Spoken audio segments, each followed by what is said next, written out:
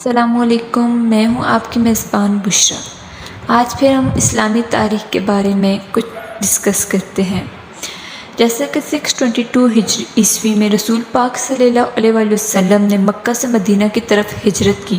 اس وقت صرف چند لوگ ہی مسلمان تھے اور وہ بھی رسول پاک کے قریبی ساتھی، مگر 644 عیسوی تک یعنی 22 سال بعد حکومت مسلم سلطنت کے علاقے تک قائم ہو چکی تھی۔ مسلمانوں نے نہ صرف عربیہ کو فتح کیا بلکہ امپائر اور بیزنٹائن امپائر کو بھی گھٹنے ٹیکنے پر مجبور کر دیا۔ آج کی ویڈیو میں ہم بات کریں گے کہ کیسے مسلمانوں نے اتنے کم وقت میں اتنی کامیابیاں حاصل کی۔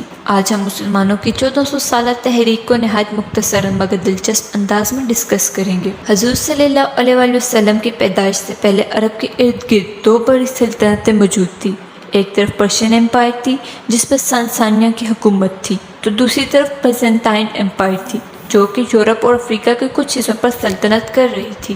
دوسرے کے خلاف جنگوں میں مصروف تھی، مگر دونوں میں سے کسی بھی طاقت نے عربیہ کی طرف رخ نہیں کیا تھا۔ اس کی وجہ یہ تھی کہ یہ سارا علاقہ صحرا پر مشتمل تھا، اس میں نہ پانی تھا نہ زراعت، قدرتی وسائل اور معدنیات بھی ناپید ہو کر رہ گئے تھے، اس لیے دونوں طاقتوں نے کبھی عرب کی طرف رخ کرنے کی زحمت نہیں کی۔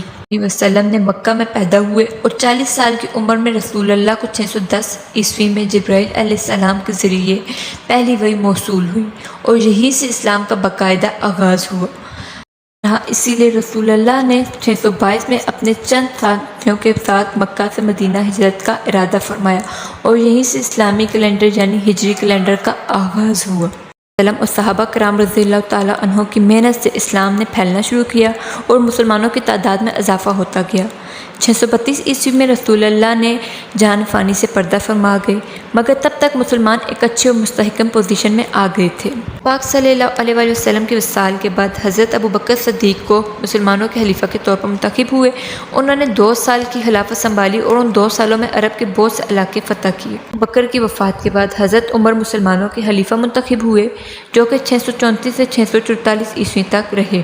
حضرت عمر کے دور خلافت میں مسلمانوں نے غزوین کی اور پرشین جیسی بڑی طاقتوں کو للکارا اور ان کے بہت سے علاقے فتح کر لیے۔ 638 عیسوی تک مسلمانوں نے حضرت عمر کی قیادت میں بیت المقدس کو بھی فتح کر لیا۔ 641 عیسوی تک پورا شام، مصر اور فلسطین مسلمانوں کے کنٹرول میں آ چکے تھے۔ حضرت عمر کے بعد حضرت عثمان 644 to 656 کے دور حکومت میں بھی مسلمانوں نے کئی فتوحات کی اور فتوحات کا سلسلہ جاری رہا۔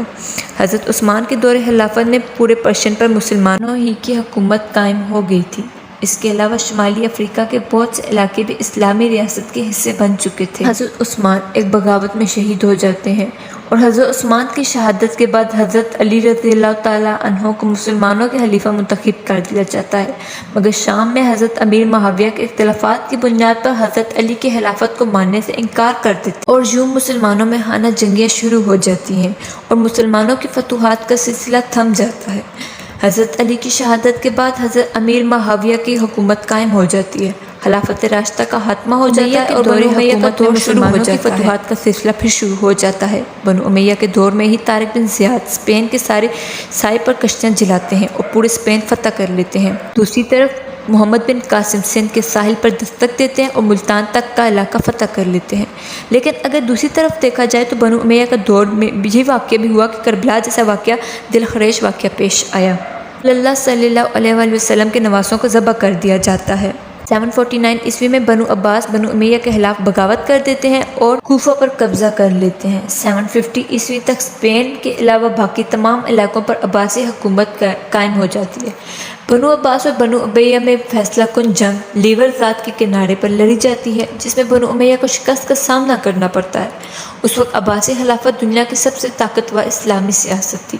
بنو عباس کے شروع کے دور کو مسلمانوں کا سنہری دور کہا جاتا ہے کیونکہ اس دور میں مسلمانوں نے سائنس، آرٹس، ثقافت اور عدل میں اپنا لا اپنانا شروع کر دیا تھا۔ 1000 سال تک عباسی حکومت بھی کمزور پڑ جاتی ہے جس کی وجہ سے وہ بھی شکست کھا لیتی ہے۔ اب میں اپنی ویڈیو کا اختتام کرتی ہوں۔ لائک، شیئر اور سبسکرائب کرنا مت بھولیے گا۔ کل ملتے ہیں ایک اور انٹرسٹنگ ٹاپک کے ساتھ۔ اللہ حافظ۔